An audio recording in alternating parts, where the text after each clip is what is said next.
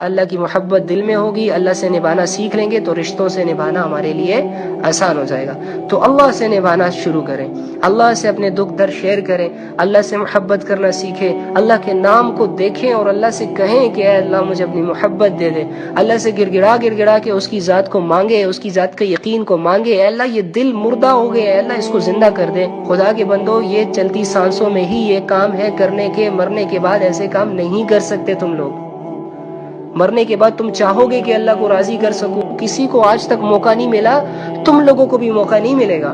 آج زندہ ہو، سانسیں لے رہے ہو، آکسیجن استعمال کر رہے ہو، چل پھر رہے ہو، اٹھ بیٹھ رہے ہو، کھا پی رہے ہو، خدا کے بندو تھوڑے سے لمحات اللہ کو دے دو، تھوڑے سے لمحات اللہ کو دے دو، تھوڑے سے لمحات اللہ کو دے دو۔ موبائلوں کو آف کر دو، ہر چیز سے خود کو کاٹ کر جانماز پہ آؤ، سجدہ کرو، دعا کے لیے ہاتھ اٹھاؤ اور اللہ سے کہو اے اللہ خود سے جوڑ دے، اے اللہ اپنی محبت دے دے، اے اللہ میں گمراہ ہوں، میں بکھرا ہوا ہوں، مجھے سمیٹ لے، میری ایک ہی زندگی ہے، اسے کسی مقصد کے لیے لگا دے۔ اگر اللہ سے نہ مانگا نا، اللہ سے مانگنا نہیں سیکھا نا، تو بس ٹھیک ہے پھر کرتے رہو یہ، صبح اٹھو گے ہر دن نئے مسئلے تمہارے لیے تیار، آفس میں بھی مسئلے، گھر میں بھی مسئلے، گاڑی میں بھی مسئلے، چلتے پھرتے بھی مسئلے۔ تو اپنے آپ کو اللہ سے جوڑو، اپنی زندگی کو اللہ کے احکامات سے جوڑو۔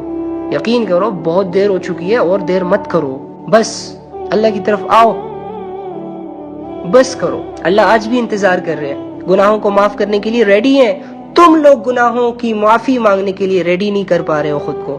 اللہ آج بھی تم لوگوں کو جنت کے رستے پہ لگانا چاہتے ہیں، لیکن تم لوگوں کے قدم جہنم کے رستوں کے شوقین بن چکے ہیں۔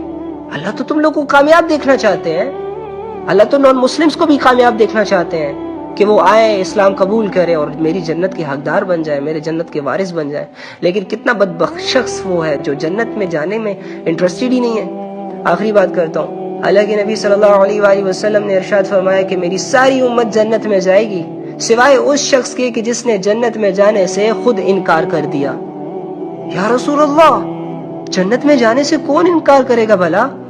تو فرمایا کہ جس شخص نے میری اطاعت کی وہ تو جنت میں جائے گا، لیکن جس نے میری اطاعت نہ کی، جس نے میری نہ مانی، گویا وہ ایسا ہے جیسے اس نے جنت میں جانے سے ہی انکار کر دیا۔